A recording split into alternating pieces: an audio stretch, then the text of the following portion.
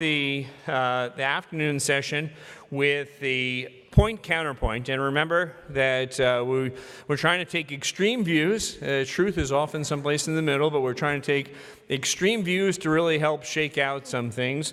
And please remember that I am Eric's friend at the start, so hopefully you'll still be my friend at the end of the point counterpoint. But the topic is axial spondyloarthropathy and peripheral spondyloarthropathy.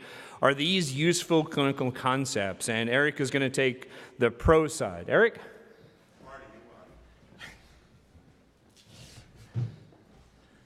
Okay, so first of all, I just want to make it clear that we discussed this before we decided to do this, and we were going to play it straight, which is how I'm going to do it, but I understand that the other side may not, so I'm at a competitive disadvantage before we start.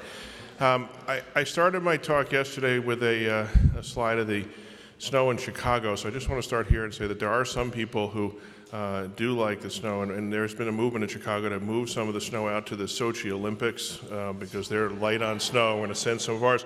We actually sent my daughter's Bunny Flynn to Sochi, and he did very well. He actually medaled in the Grand Slalom, so we were quite pleased about that. All right.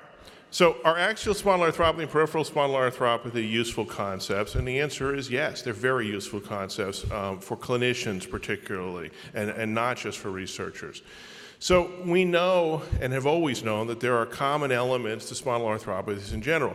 We know the genetic elements, we know the spinal involvement, the joint involvement, the enthesopathy particularly, the non-articular manifestations, the uveitis, the inflammatory bowel disease, all the rest of these. And so we know that there's commonality here. And the question is whether defining that commonality makes a difference as we begin to manage patients and treat patients. And I really think it does. The first question then is, so you see all that, this is sort of a gamish of diseases, how do you sort everything out? Artie's going to show you this slide. I think he's going to have a different take on this slide probably, but I would say that we have a number of diseases. There's a lot of overlap. In many areas, these diseases are different than other places that we classify diseases in rheumatology where you have to rule out something else. And here you don't necessarily have to. So you can have ankylosing spondylitis and have psoriasis. You can have ankylosing spondylitis and have inflammatory bowel disease. You don't have to knock those out.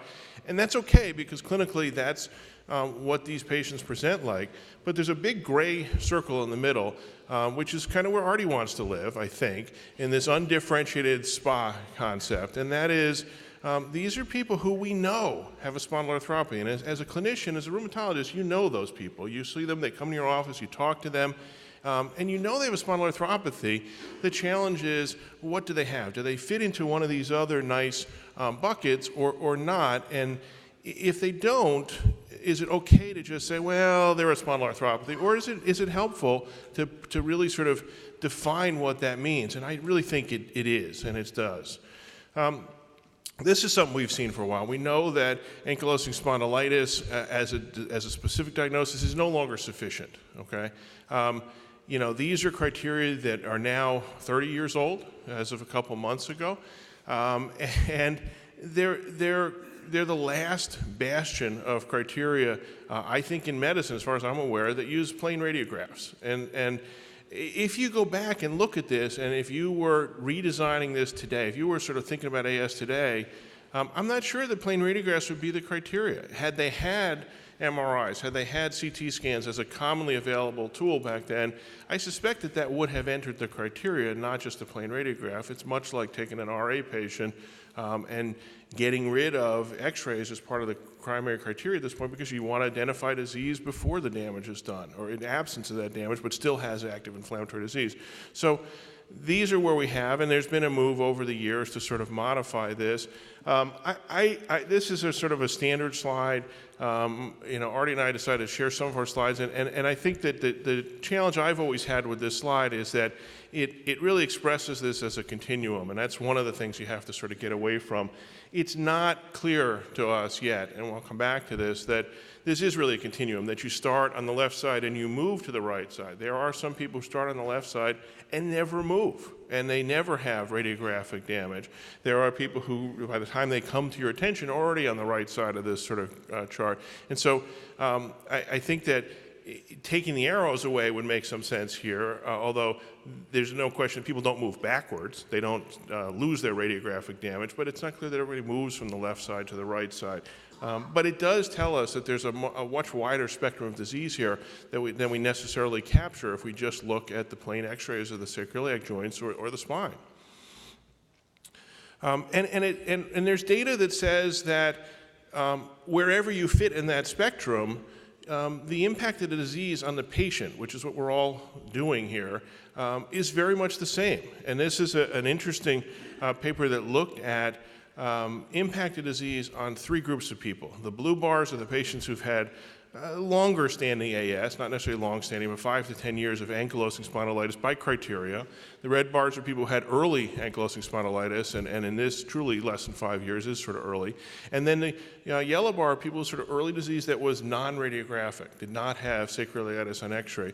And what you see is in terms of disease activity, which is patient-reported impact, pain, and to a somewhat lesser extent, admittedly, function and metrology, which is mobility, was very similar across all groups. And the only difference was that in the people who didn't have radiographic damage, they had less of an impact in terms of mobility. But for the other elements of disease, wherever you fit on that continuum, the disease hits you very much the same. And that's what led to this, and that's what we're kind of here about today, is this concept of axial spondyloarthropathy. These are the ASAS classification criteria that were put forward several years ago. And one of the challenges that we have here, and I think we're going to get into this, is the right side of this slide, and how much you can really make a diagnosis based on just the genetic piece and the features. The left side of the slide, though, I think is very clear. These are the people who have sacroiliitis, which in the past was plain film radiographic sacroiliitis, but now will accept MRI evidence of sacroiliitis or CT evidence of sacroiliitis. And all of the features here, one of these features that we all are pretty clear, are the common features of a spondyloarthropathy. And once you do that, and you start to apply that thinking to identifying patients and managing patients, the universe of who you're treating and how you're treating them really expands. And so you now begin to look at, well, where are we in spondyloarthropathies? Well, we've got psoriatic arthritis patients, but we've also got this whole sort of group of patients who have axial spondyloarthropathy that we might not have captured before. We could have called them undifferentiated, but that was really very nebulous and not terribly satisfying. And now, from a couple studies, this is the study that John Ravel published from the NHANES database. This is the percentage of patients, the prevalence of axial spondyloarthropathy in the population.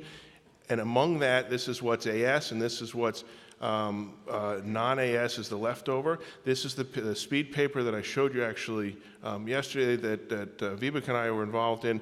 This is the prevalence of axial spondyloarthropathy, a little less, but not terribly much different. But again, this is the AS, and these are people who have axial spondyloarthropathy, axial disease, but don't meet the AS criteria. This is still, I think, a gray area, and we don't know. And that, and I'll come to that, and it's a question of what we put in that bucket, and that's still a little bit of a challenge. Admittedly, we don't understand progression, and I'll certainly give that to Artie, and that's a challenge, and we would like to. It would make this whole concept an awful lot easier if we really thought we understood the progression from early disease to late disease, and how many people follow that continuum, and how many people, and what the predictors are of that. But we don't. We really don't know the number of people who go from sort of non-radiographic disease to radiographic disease over time. We can get at some numbers, but we really don't have good data on that, and that's something I think, just because we don't have it doesn't mean it doesn't matter. We just need to capture it. We're going to need to get it over time. So at the end of the day, though, I would tell you that the concept of expanding that universe and calling this axial spondyloarthropathy really does have therapeutic relevance. And it has to do with choice of therapy, okay? We all know that traditional DMARDs are largely ineffective in axial disease. And this is in AS, okay? And these are patients with AS. And so if you knew a patient fit in that spectrum, you know right up front that sulfasalazine is not the drug. Methotrexate's not the drug. The drug is a TNF inhibitor, and this goes way back to the very early studies here with infliximab, and then studies with adalimumab, where it was very clear that TNF inhibitors made a difference in these patients that the traditional DMARDs, the non-biologic DMARDs, didn't help. And now we've got data that says if you expand this to the patients who don't meet AS criteria but have this same global non-radiographic or axial spondyloarthropathy, they get similar responses. And again, I showed you this data yesterday, and we have data even now with certolizumab, which puts them all in the same study. So now you don't have to worry about the idea of comparing across studies, which is always a challenge. If you have everybody in the same study with the same inclusion criteria, and the same measurements, and the same outcomes, and the same docs, and the same sites, you got to believe that when you see the same responses, it's real. And it has more than just clinical impact, okay? So as I showed you, the people with non-radiographic disease may have less of an impact on mobility, but they do have an impact on mobility, and that's a big functional issue for these folks. And from the very first study, this is from the etanercept early study, looking at improvement in measures of mobility, an improvement we'd never seen before with anything we've ever used for this sort of class of diseases. If you know that you can achieve this with this class of drugs, and define that patient, that's something you're going to want to do because that's going to have an important impact on that patient's function. Now, we need to define this a little better, and we need to try to understand this a little better as we go forward. And this is a paper that was presented at ACR that looked at these people with early disease and looked at their response to therapies. And not everybody responds to a TNF inhibitor. But what they found, which was really very interesting here, was that the people who had radiographic sacroiliitis on X-ray had a much higher incidence of response to a TNF inhibitor, as well as the people who had MRI evidence of sacroiliitis. Okay? So it's the X-ray evidence, plain radiographic evidence, and MRI evidence both give you that same answer that says that's the population of patients. And so when you expand the concept of AS to include the MRI sacroiliitis, you're getting at the same population of patients who are going to respond to this class of drugs. So it makes important it's an important therapeutic message as you make decisions on how to treat people. On the other hand, and again, I'll acknowledge this, if you look at the clinical arm of the criteria, these are people who are HLA-B27, have clinical parameters, but no radiographic evidence, whether it's MRI or more advanced imaging, their likelihood of response is not the same. And so there is a difference there, and that's where I think just because we haven't refined this doesn't mean we'd throw it out. We do need to refine this further to understand this population a little bit better. All right, so let's shift gears, talk a little about peripheral disease. These are more challenging criteria because they question sort of our sense of what we've always known. And the problem is that you take people who have inflammatory spondyloarthropathy, but it takes into account the psoriasis, the colitis. Is a patient with psoriasis and has arthritis, is that peripheral spondyloarthropathy, or is that really psoriatic arthritis? Does a patient who has IBD and peripheral spondyloarthropathy, is that peripheral spondyloarthropathy, or is that IBD arthropathy? And that's still, I think, an area that's up for discussion. And I will acknowledge that when I think that it's a challenge because you don't want to take away. And again, it has therapeutic relevance because when you are treating somebody with psoriasis and psoriatic arthritis, you are not just treating the arthritis, you're treating the skin disease. And so I think the answer there is this may have relevance, but that subgroup has a particular issue in terms of management and therapy that you've got to take into account their skin disease. And so it is reasonable to carve them out and define them differently because you're addressing other elements of their disease. Same thing with the patient with colitis. You're addressing their joint disease, but you're also addressing their GI disease at the same time. At the same time, we do have evidence that TNF inhibitors, other drugs, when you define people along this sort of parameter, give you a response to therapy that we might expect. Although interestingly, in this study, this ABILITY-2 study looked at peripheral arthritis, they carved out the psoriasis patients because they didn't want to get into that debate. And we're here to have it now, and I think it is a challenge because do you include them, do you not include them? But when you get a clinical response that's a viable clinical response, and you also have a clinical response in the psoriasis patients who have psoriatic arthritis, you can say, well, that's okay. They're included, whether you put them in this bucket or this bucket, you're talking about the same management strategies. So in the end, the question becomes, why do you treat? Why do you focus on this? Why do we care so much about classifying this disease? And I would maintain that we want to care about it because it has relevance to our practice. It allows us to use a common language, okay? When you say undifferentiated disease, that to you means something different than to somebody else who says undifferentiated disease. That's a wastebasket of disease. This gives us a common language of a group of people who sort of fit in a same combination that we're all talking about the same thing. It gives us a chance to make therapeutic guidelines. Increasingly, we're being asked to do this, we're being asked to follow these, and whether you call them guidelines or recommendations, you can't develop guidelines for management of disease until you define the disease. And so you need to have some definition of disease before we can even go there. It gives us a chance to prognosticate. It gives us a way to look at prognosis that's important to us and very important to patients. If I don't know what a patient has and they say, where am I going to be in 10 years or 20 years, how can I answer that question if I can't define what they have today? And so developing that definition gives us a chance to make prognostic statements that are relevant to the patient. We can't hang our hat on them and they're not going to be able to guarantee a certain outcome, but at least we can make a meaningful statement to them. It gives us a chance to do rational drug development. If you are all over the map, how do you develop a drug to treat undifferentiated, inflammatory arthritis? You can't. You develop a drug that treats rheumatoid arthritis or psoriatic arthritis. And the same point here, unless you define, and we saw this last summer at the FDA, unless you define what you've got and can convince the regulatory agencies that you're talking about a specific defined population of patients, you can't even begin to proceed with any kind of rational drug development to bring new therapies to our clinic.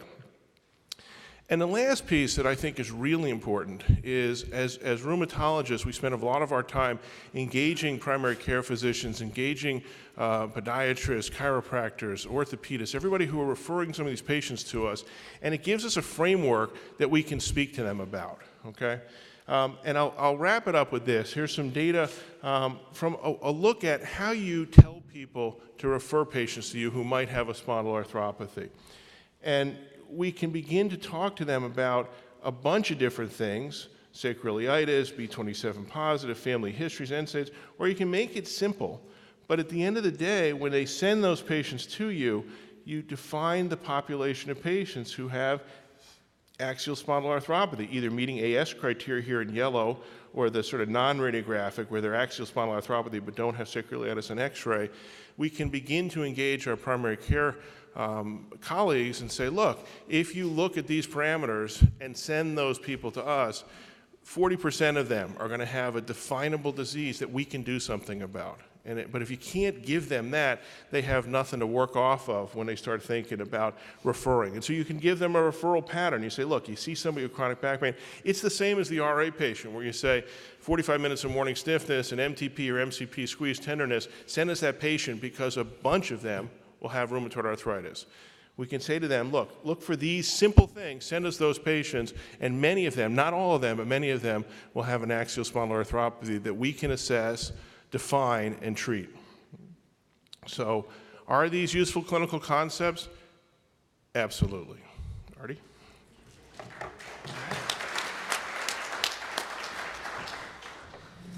All right, well, thank you, Eric, and I'm going to try to convince you of the opposite. So I would say that these are not useful clinical concepts, and I'll give you the reasons why I think that that's the case. Now, at the start, I think you're going to have a lot of commonalities with what Eric said. Yeah, the spondyloarthropathies, they certainly share some elements, the genetic predisposition, involvement of the spine. The arthritis tends to be asymmetric. You have enthesial involvement.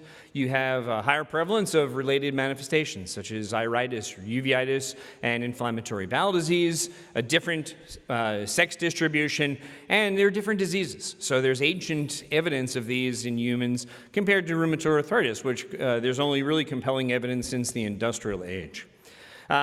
And this, as you see, I'm using some ASAS slides, and I'll come back to that. This is sort of, part of the silliness, I think, is political, but here's the ASAS slides. And it's one big happy family of spondyloarthropathies all playing nice with each other. I think it is important, if you went back to the 50s, remember that you could put rheumatoid arthritis in there. Some of you who see older patients, perhaps, at the VA, you'll see that some of them have rheumatoid spondylitis. And it wasn't until the elucidation of the relationship with B27 in the 50s and 60s with ankylosing spondylitis that they were truly separated. And I think that really tells us something. The more we learn, the more we really do separate these conditions. And the ASAS group made it simple, a nice playground with all the colors playing nice with each other, but it's really not like that. There's a little bit of overlap. So sure, a small group of patients with psoriatic arthritis have spine involvement like ankylosing spondylitis. Those with Crohn's disease, do they have that much overlap with ankylosing spondylitis? I don't think so. So there are common elements, but I think the most important point I'll make at the very end is that I think these days we need to be more splitters than lumpers, because what we're finding, particularly from our specific therapeutic interventions, is important distinctions among these different conditions. So Eric set it up very nicely. We diagnose ankylosing spondylitis too late. And I think if the ASAS group had said what we want is early ankylosing spondylitis or newly developing ankylosing spondylitis, I think that may have rung more true. And the goal is, of course, to find people earlier. We don't diagnose atherosclerotic patients by dead myocardium, so why should we diagnose our ankylosing spondylitis patients only by irreversible damage on a plain X-ray? Absolutely, it's a great idea to do so that we can move along this line, so we get people here. The problem is, and why I think they didn't go with early ankylosing spondylitis, and certainly why the agencies like the FDA would not let them, is that it's not clear what early ankylosing spondylitis is. And now we're getting to very muddy areas with the axial spondyloarthropathy concept. We all know what ankylosing spondylitis is. We all know when we see a patient early, but you try to capture those, you also get as much noise as you get signal.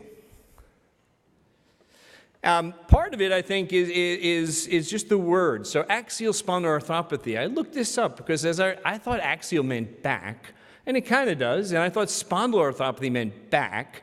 So axial spondyloarthropathy, why isn't it axial spondyloarthropathy of the back? Or axial spondyloarthropathy of the spine? Because so it's a little silliness to this name. I know what ankylosing spondylitis is.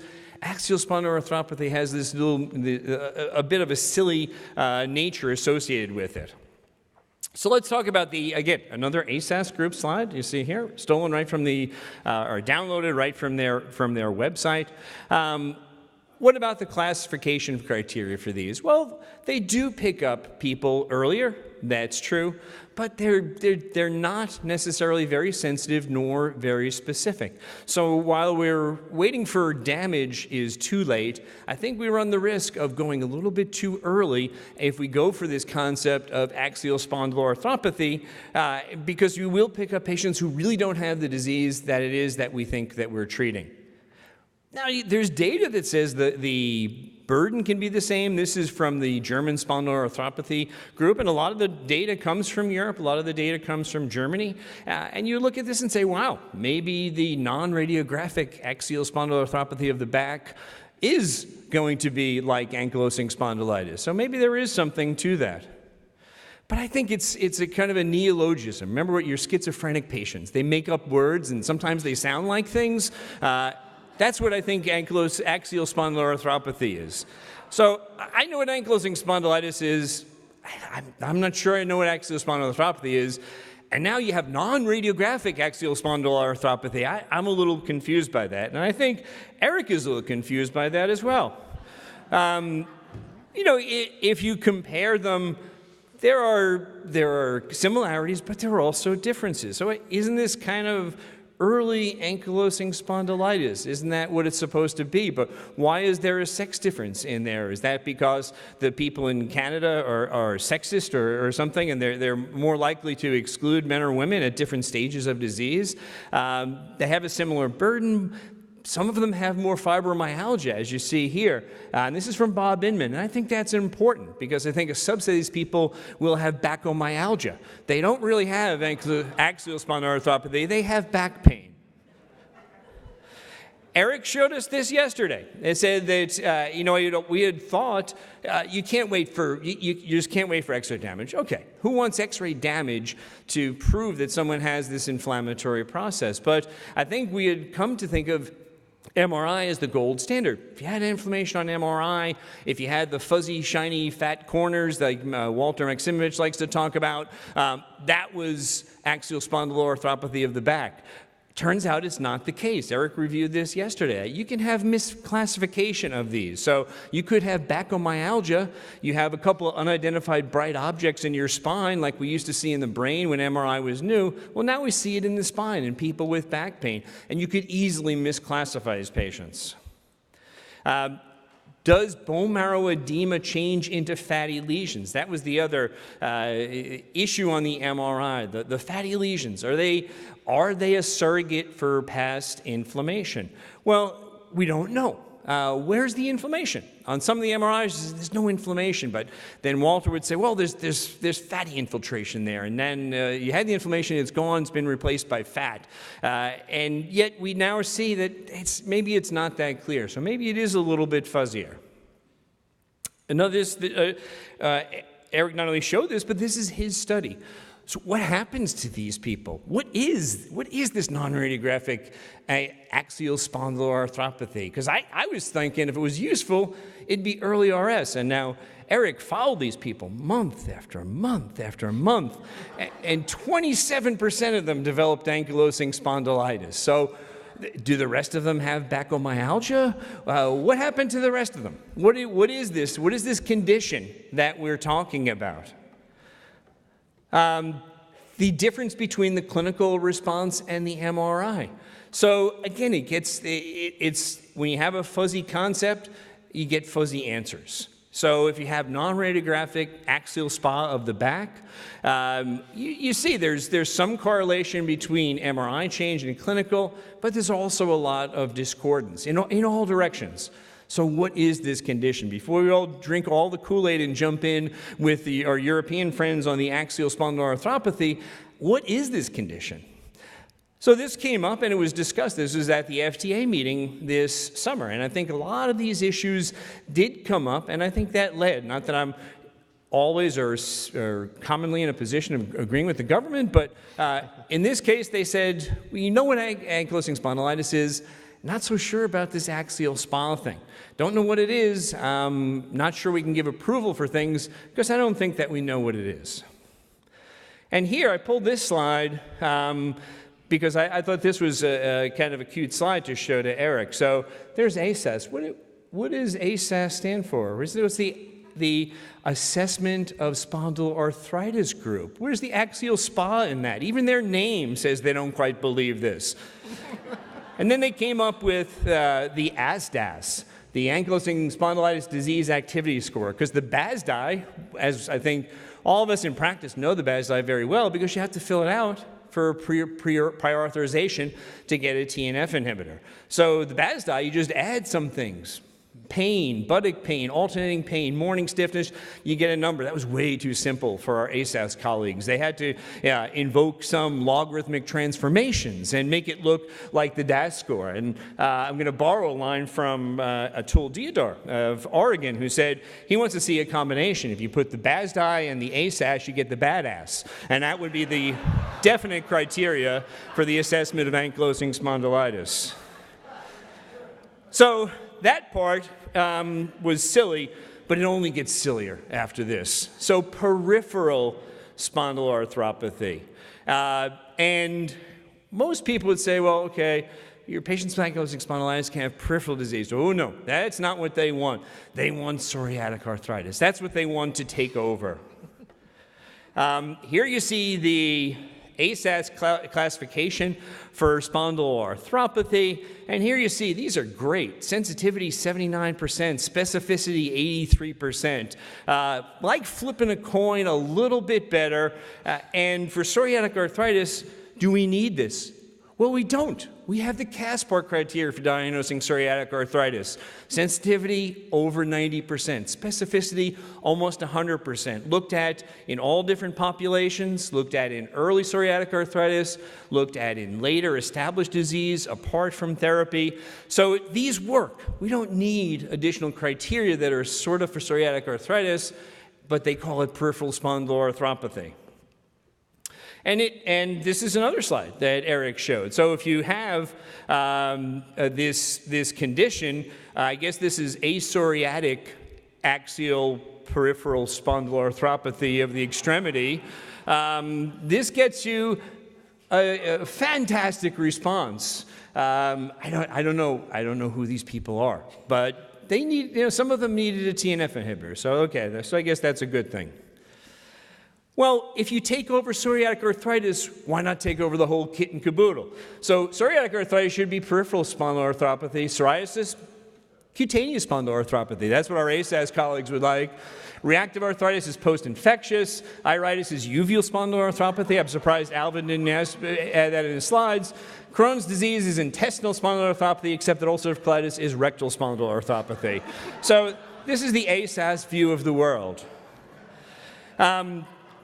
And it's unfortunately, at the end of the day, I think there is a political element to that, because if you run spondyloarthropathies, you run all of these. You run all of these conditions.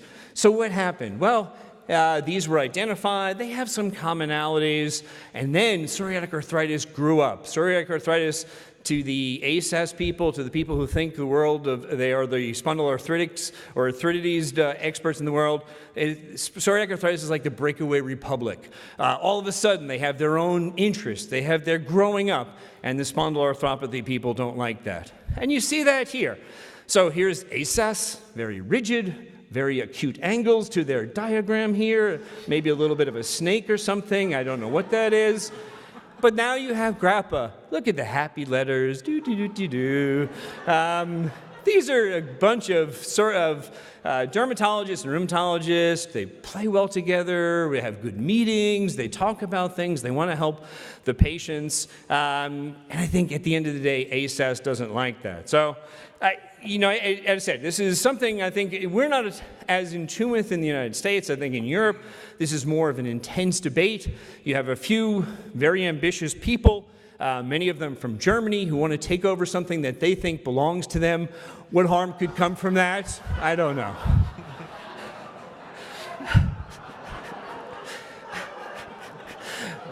I can't believe I show that either. But the most important thing, honestly, truthfully, the most relevant thing is that we're going the other way. We're not lumping, we're splitting. And I showed this yesterday, and I think there's a lot to this. As much commonality as there is when we talk about some of the features, the B27, what we're learning really very well from the targeted therapies is that some therapies work in some of these conditions, and some work in others, and I think what we need to do is split more and more, because that will get us to the most specific therapy for the best patient individually. And with that, let me stop, and I'll give Eric a chance to have back at me, I guess, and open up for questions and discussion.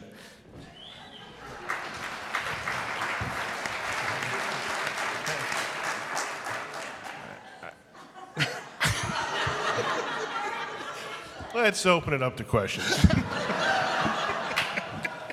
Eric, I have a suggestion for you. 2 suggestions. Yeah. Number 1, don't go first.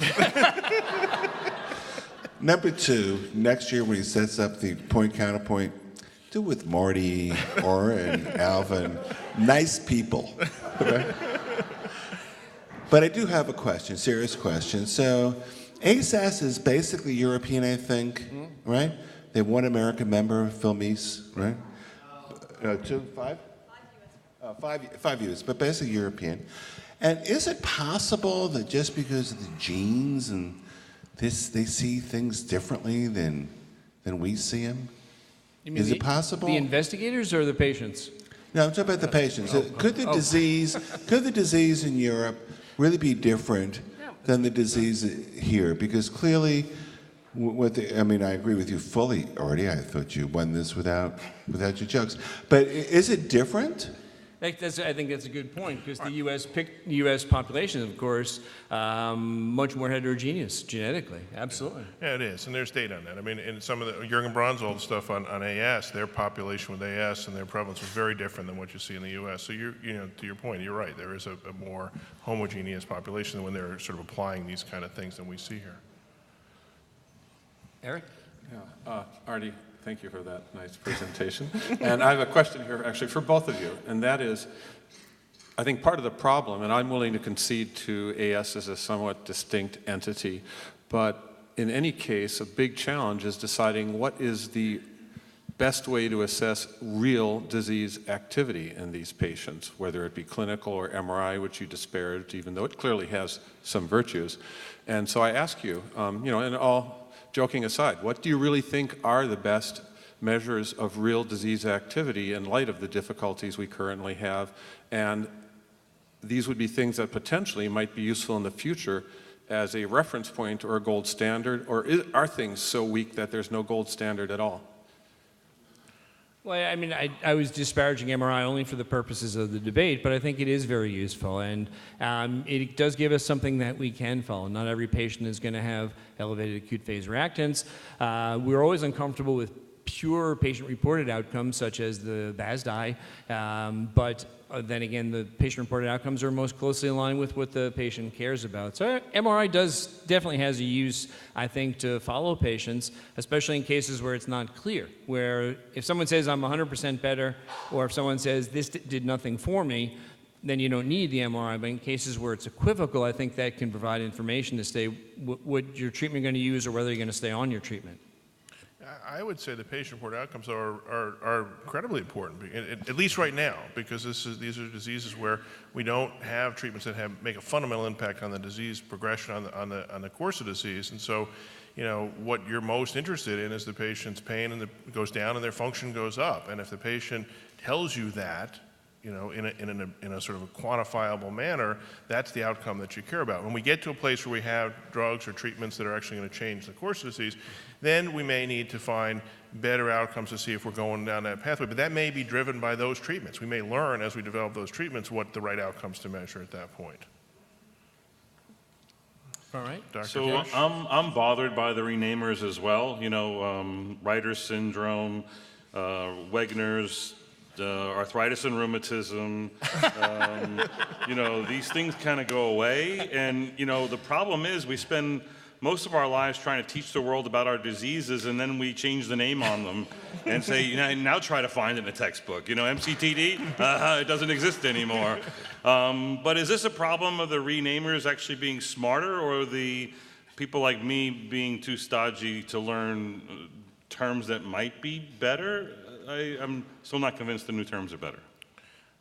Well, it depends on how long you've been around, Jack. I mean, no, but Jack, 50 years ago, you would have said, what is this newfangled psoriatic arthritis? That's just rheumatoid arthritis in some patients with psoriasis. Well, we're pretty comfortable with that term. So I think some of these terms, as you learn more about the diseases, the terms make sense. And you got to change. We got to grow. Yeah, so a comment from outside the US box.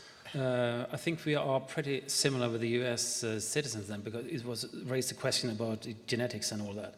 But what I see in my clinic is psoriatic arthritis patient, I see rheumatoids, and I see those with inflammatory back pain. That's what I see. So I think this is a question, and the tiny little proportion of patients which you can't fit into these boxes, they may use these classification criteria for, just to have them sorted. Thank you. All right. Oh, we have one last in the back. So Back left? a quick question for you, because it's a clinical question that I think everybody is sort of asking, which is, we know the New York criteria are too late.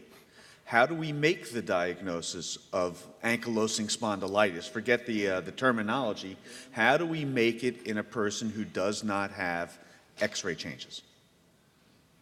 Well, I think there's a nice slide, teaching slides, probably on the ASAS website, of the likelihood ratios if you add things.